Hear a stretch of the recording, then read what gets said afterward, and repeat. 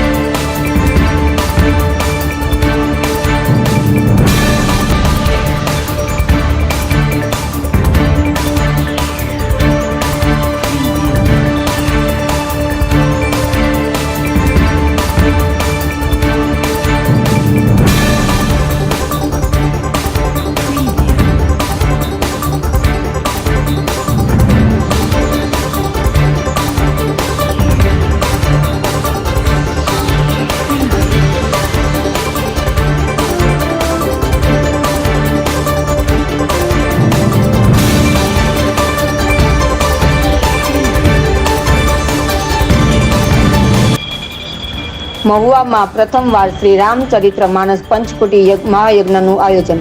પ્રથમ નવરાત્રિથી આ યજ્ઞનું આયોજન શરૂ છે. આ 9 દિવસ સુધી ચાલવાનો છે. કદાચ ગુજરાતમાં પ્રથમવાર આ પંચકોટી યજ્ઞ થઈ રહ્યો છે.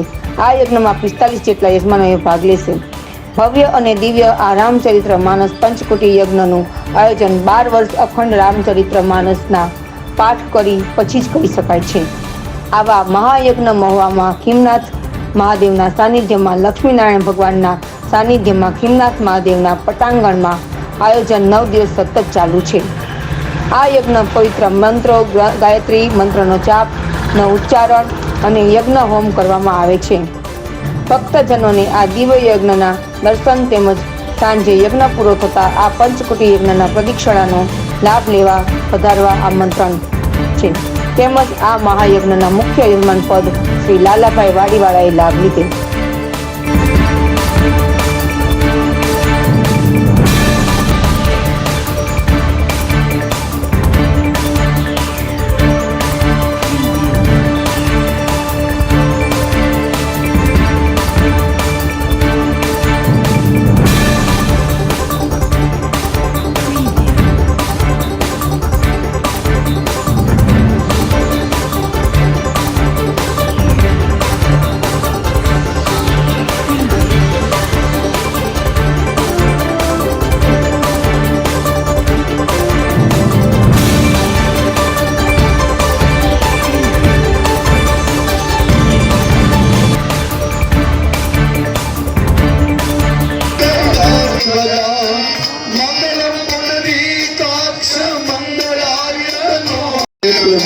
गौरी नारायणी नमोस्तुते नारायणी नमोस्तुते नारायणी नमोस्तुते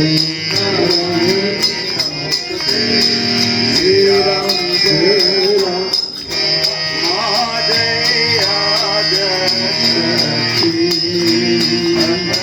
ब्रह्मांडी पाया ब्रह्मांडी पाया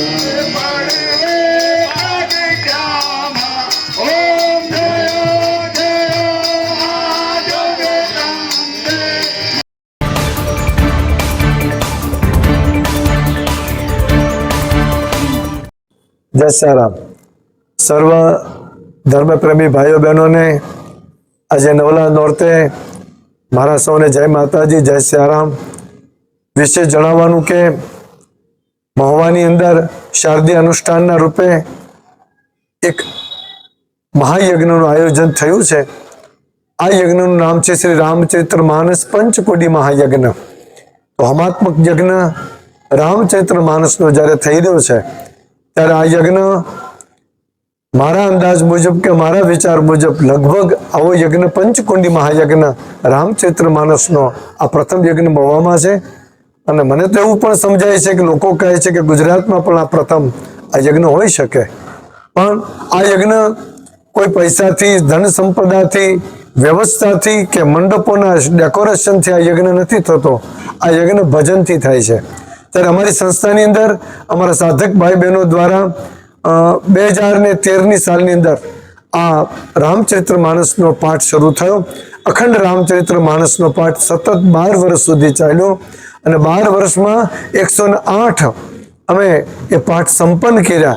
અને 108 રામચરિત્ર માનસનો જ્યારે પાઠ સંપન્ન થાય ત્યારે નિયમ એવો છે કે એનો દશાંશ હોમ પણ કરવો જોઈએ. તો આ ઉપલક્ષની અંદર મહુવા ખીમનાથ મંદિર અમારા સેવક સમુદાયે એક ભવ્ય દિવ્ય આયોજન શ્રી રામચરિત્ર માનસ હોમાત્મક પંચકુંડી મહાયજ્ઞનું દિવ્ય ભવ્ય આયોજન અહીંયા કરવામાં આવ્યું છે. પ્રથમ નવરાત્રિથી આયોજનનો પ્રારંભ થયો અને તારીખ 11/10 ના શુક્રવારના રોજ સાંજના 5 કલાકે આ યજ્ઞની પૂર્ણાવતિ થશે. સાથે સાથે આ યજ્ઞની અંદર 45 જેટલા યજમાનો આમાં દિવ્ય લાભ લઈ રહ્યા છે. તો એ પણ એક સૌભાગ્યની વાત છે. તો આપ સૌને એક નર્મ નિવેદન છે કે આવો દિવ્ય ભવ્ય યજ્ઞ જ્યારે મહાયજ્ઞ અને રામચરિત્ર માનસનો જ્યારે યજ્ઞ થતો હોય, કારણ કે આપ સૌ જાણો છો કે માનસની અંદર 4 વેદ, 18 પુરાણ, 6 શાસ્ત્ર અને ઉપનિષદનો પણ સાર લેવામાં આવ્યો છે.